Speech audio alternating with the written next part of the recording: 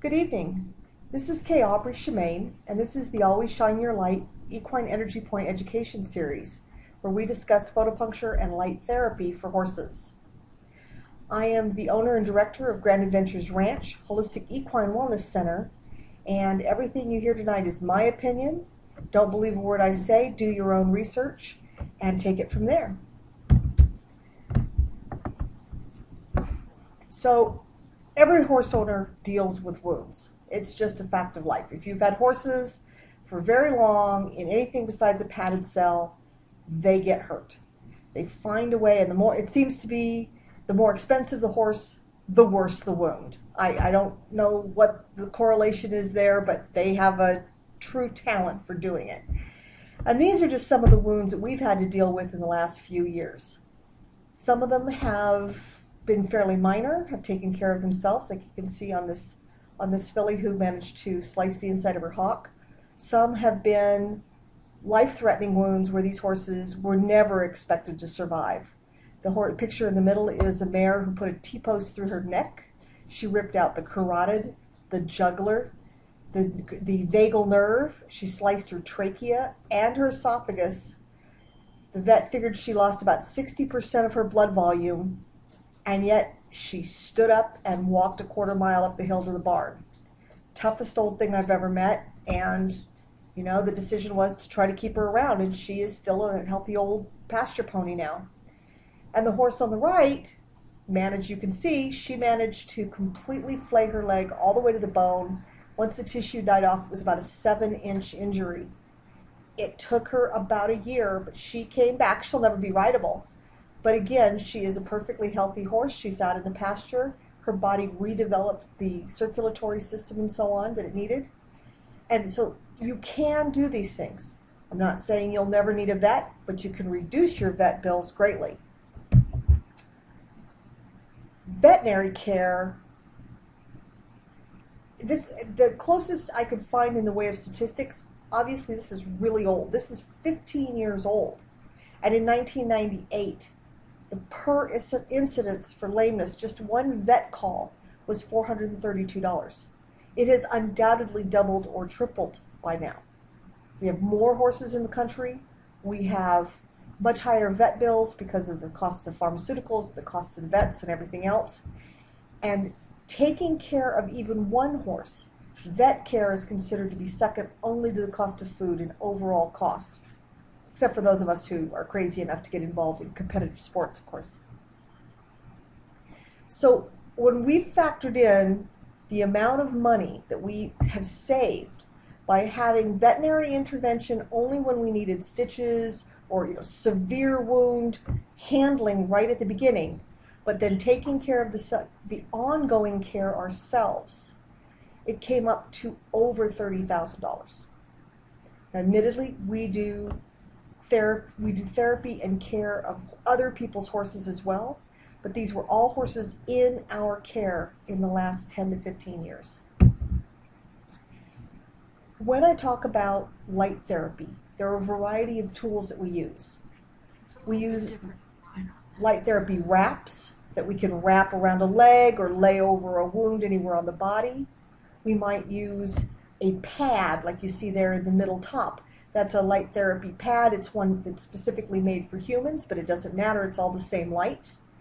It might be a little photonic torch that's just applied to each area of tissue, or down in the bottom right, a high-level, large-scale light therapy device that puts in high lumens in a much shorter period of time, but it's a much more expensive approach. It'd be more similar to using a veterinary laser. This happens to be LED, but that's the most expensive approach.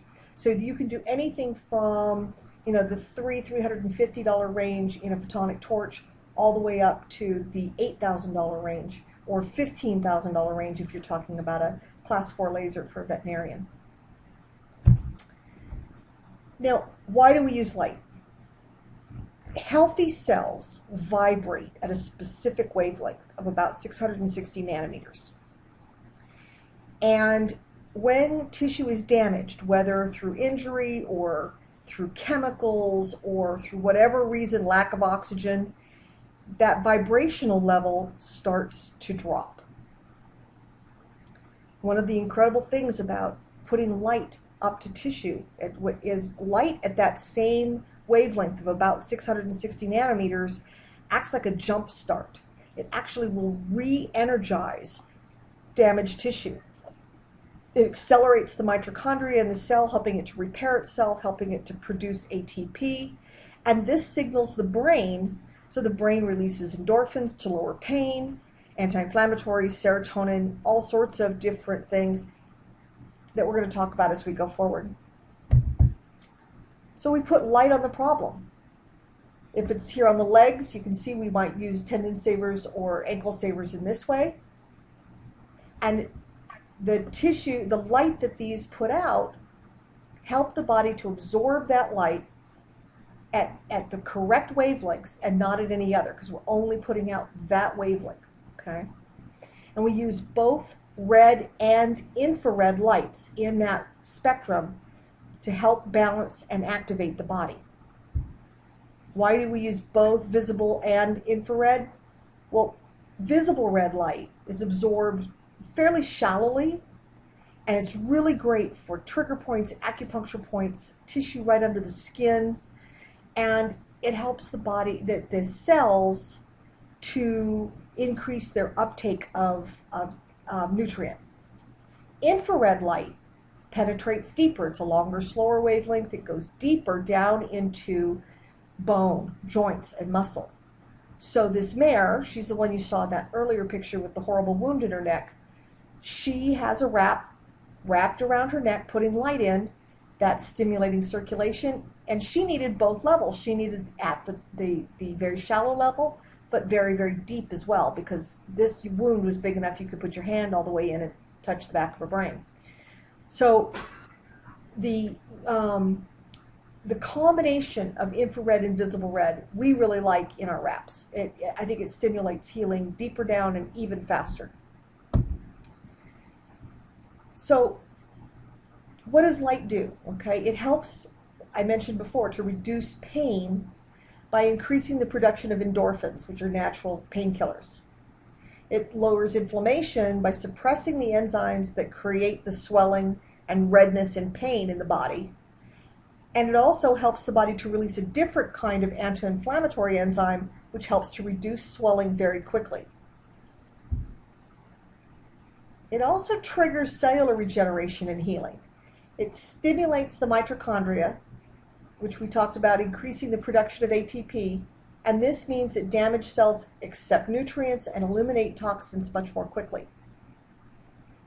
And it increases the lymphatic drainage and circulation, because the body produces, when stimulated with light, the body produces nitric oxide, which is a very powerful vasodilator.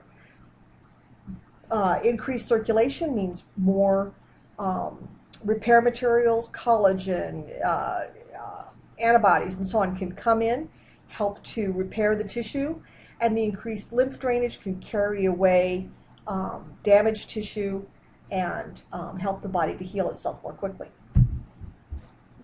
So what's our approach? When we're using the light therapy wraps or pads, we cover the clean wound with plastic wrap, or like you saw in that picture with the mare, we cover the wrap with a bag. Whichever. We're just trying to protect the neoprene from getting the serum and anything weeping from the wound down into the lights. Then we apply the therapy wrap to the area, and we'll hook it on with Velcro straps, or, we've had to do this on bellies. We've had to do this over hindquarters and rumps. So we might use a variety of ways of holding it on. I like polar wraps. They're soft. You can pin them. Polar wraps and diaper pins are some of our standard go-to things in our emergency kit. We've even hooked things into fly masks when we needed to cover a wound, keep the flies out, and it was up on the head. So there's lots of different ways of approaching the problem. 20 minutes is about as much light energy or lumens as the body can can absorb tissue in any one area. If you have a large wound and a small light source, you can go just and start moving along that area. I know that with a lot of the little photonic torches and so on, you may only do 30 seconds to 1 minute in each area and be moving around.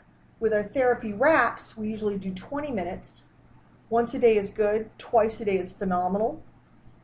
And then after we're done, we unwrap and we apply whatever your preferred topical dressing.